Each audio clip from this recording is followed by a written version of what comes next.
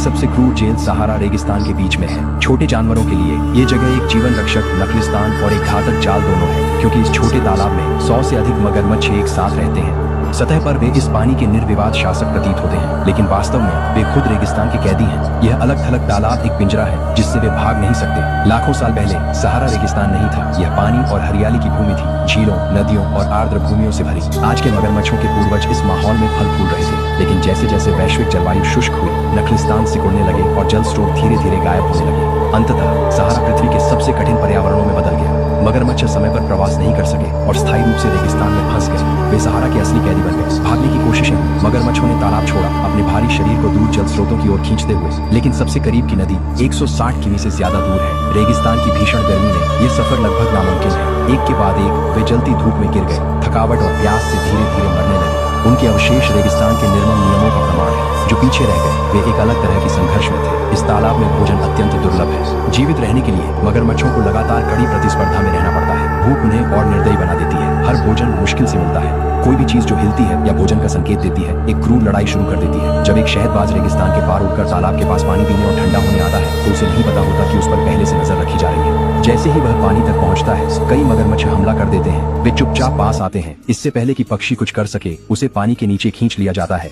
कुछ सेकंड में शिकार खत्म हो जाता है, लेकिन एक अकेला पक्षी काफी नहीं है। मगरमच्छ की आंखों में भूख बनी रहती है, केवल जीवित रहने की इच्छा और भूख से डर का सामना होता है। फिर भी कभी कभी किस्मत इन रेगिस्तान के कैदियों को थोड़ी सी रहम देती है। हर साल सहारा में कुछ दिनों की बारिश होती है। ये दुर्लभ बारिशें जीवन की हल्की धड़कन लाती हैं। बंजर भूमि, बारिश के दौरान नखलिस्तान अस्थायी रूप से फैलता है और तालाब का जलस्तर बढ़ता है। थोड़े समय के लिए मगरमच्छ अपनी भूख मिटा सकते हैं, पर बारिश ज्यादा देर नहीं रहती। पानी कम होता है, फिर गायब, और चाहे कुछ भी हो वे रेगिस्तान की पकड़ में फंसे रहते हैं। जीवित रहना कोई विकल्प नहीं है, ये सहनशीलता और उपभोग का एक अंतहीन चक्र है।